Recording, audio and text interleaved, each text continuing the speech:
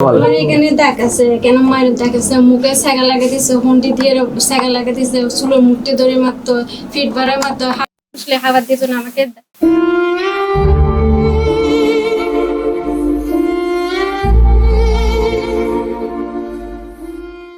রাজধানী ঢাকায় শিশু বয়সে গৃহকর্মী হিসেবে কাজ শুরু করা কৌম বেগমের জীবনের গল্প যেন এক দীর্ঘ বঞ্চনার ইতিহাস। মাত্র 7 বছর বয়সে চট্টগ্রাম থেকে ঢাকায় গিয়ে একটি বাসায় কাজ নিতে গিয়ে পরিবার থেকে বিচ্ছিন্ন হয়ে পড়েন তিনি। এরপর টানা 19 বছর কাটিয়েছেন একই বাড়িতে, কিন্তু পাননি কোনো বেতন, বরং সহ্য করেছেন নির্যাতন ও অমানবিক আচরণ। লাঠি দিয়ে মারতো, হুন্ডি দিয়ে ছাগা দিত, ছাগার দাঁতে দিয়ে আছে আর এদিকে হাতে আছে। বর্তমানে কৌম বেগমের বয়স প্রায় 29 বছর। তার অভিযোগ, দীর্ঘ 19 বছর কাজ করলেও তাকে 1 টাকাও পারিশ্রমিক দেওয়া হয়নি। পরিবারের সঙ্গে যোগাযোগ রাখার কোনো সুযোগও ছিল না, বরং নানা অজুহাতে তাকে আটকে রাখা হতো এবং বাইরের জগতের সঙ্গে সম্পর্ক বিচ্ছিন্ন করে রাখা হয়। আমার নাম কমু বেগম। আমি জাহাঙ্গীর লতিফের বাসায় কাজ করতাম। আমাকে 7 বছর বয়সে আমি ওদের বাসায় কাজ করতাম। এক আত্মীয় আমাকে ওদের বাসায় দিয়ে আসে কাজ করার জন্য। ওরা অনেক অত্যাচার করে, অনেক মারধর করে, তারপর আমাকে খাইতে দিত না, ফাঁক করে তালা মারি বিদেশে চলে যেত। আমার বাবা আমার সাথে আগে ফোন করতো, মাঝে মাঝে ফোনে কথা বলতে, ফোনে একবার দুবার কথা বলতেছে, আর কথা বলতে দিত না। তারপর আমার বাবা মা আর আমার সাথে যোগাযোগ করতো না। আমি যখন আমার বাবা মার সাথে যোগাযোগ করতে চাইতাম, তখন আমাকে দিত না। তারপর আমাকে অত্যাচারটা করতো, মারধর করতো, আমাকে ছ্যাগা লাগা দিত, গরমারি মারতো, রাত্রিবেলা ঘুমাইতে দিত না। ভুক্তভোগীর ভাষ্য অনুযায়ী 2024 সালের জুলাই মাসে নিজের পাওনা বেতন চাইলে পরিস্থিতি আরো ভয়াবহ রূপ ধারণ করে। অভিযুক্ত গৃহকর্তা জাহাঙ্গীর লতিফ তার উপর শারীরিক ও মানসিক নির্যাতন চালান। এক পর্যায়ে তাকে বাড়ি থেকে বের করে দেওয়া হয় এবং জোরপূর্বক চট্টগ্রাম পাঠিয়ে দেওয়া হয়। না, আমাকে কোনো বেতনই দেয় না, বসে তোমার বেতনগুলো জমা থাকবে, যখন বিয়ে হবে তখন দেবো। তখন আমি টাকাটা খুঁজলে তারপর আমাকে মারধর করতো। 19 বছরও পাওনা টাকা যখন চাই, তখন আমাকে কিছু না বলে গাড়িতে তুলে দেয়। তারপরে আমি আসি, চট্টগ্রামে আসি, তারপরে একটা জায়গায় আমাকে বাসে নামাই দিই। তখন ওইখানে বসে আমি কান্নাকাটি করি। চট্টগ্রামে এসে অসহায় অবস্থায় রাস্তায় ঘুরতে থাকলে কামরুন নাহার নামে এক নারী তাকে আশ্রয় দেন। তার সহযোগিতায় কৌম বেগম এখন আইনি সহায়তা নেওয়ার উদ্যোগ নিয়েছেন।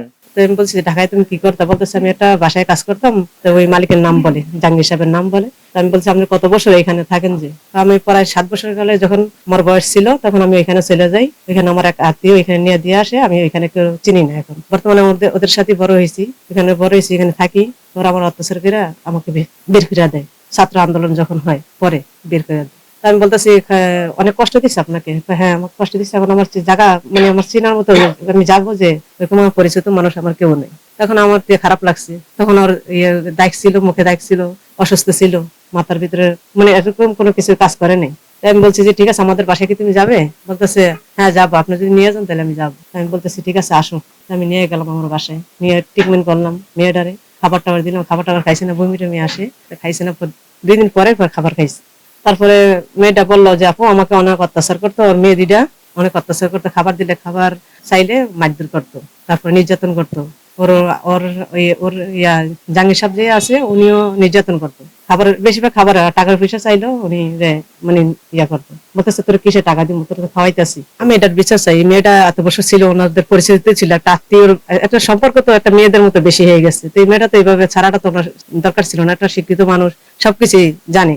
এখন আমি তো আর ওনার পাইছি, আমার তো যেরকম খারাপ লাগছে, একদিনে খারাপ লাগছে। আর ওনার তো ছোট থেকে বড় হয়েছে মেয়েটা, কিভাবে ওনারা এই মেয়ে, এটা তো মেয়ে, কিভাবে ছেড়ে দেয়? তো এখন আমি এটার বিচার চাই। আইনজীবীদের মতে তার সুবিধার জন্য সব ধরনের পদক্ষেপ নেওয়া হয়েছে। শীঘ্রই তারা আইনগত পদক্ষেপ গ্রহণ করবেন। আসলে এটা একটা অমানবিক অত্যাচার হয়েছে।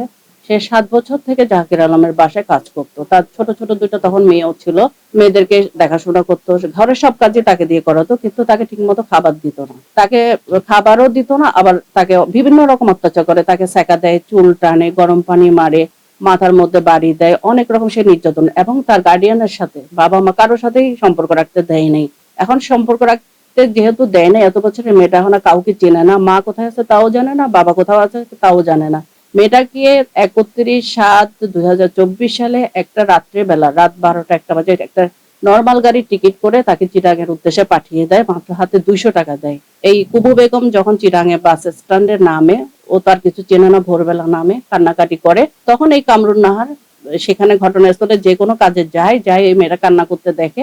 দেখার পরে তাকে জিজ্ঞাসা করে তার সহৃদয় হয়, তখন মেয়েটাকে তার বাসায় আশ্রয় দেয়। লোকটা, তার নাম হলো জাহাঙ্গীর লতিফ এবং তার ওয়াইফ রোমানা জাহাঙ্গীর। রুমকি। এরা হলো যে বাসায় তারা থাকতো তার 7 তলা একটা ভবন আছে ঢাকাতে, কাফরুল থানার আন্ডারে। আইনের সব দিক বিবেচনা করে আপাতত চিন্তা করলাম যে নির্যাতনের মামলা আমরা পরে করব। আপাতত তার 19 বছরের যে বেতন পাওনা আছে জাহাঙ্গীর আলম লতিফের কাছে এবং রুমানা জাহাঙ্গীর রুমির কাছে, সে বেতনের টাকাটা আমরা আগে নিয়ে তাকে অর্থনৈতিক স্বাবলম্বী করি, থাকা খাওয়ার একটা ব্যবস্থা করে দিই। এই সেন্সে আমরা গতকালকে চট্টগ্রাম সিএমএম কোর্টের মধ্যে ফৌজদারি দণ্ডবিধির আপনার 406, 420 এবং 506 ধারা, 323, 324 ধারা অর্থাৎ নির্যাতন, বিশ্বাসভঙ্গ এবং প্রতারণা এবং পাওনা টাকার জন্য একটা মামলা দায়ের করেছি।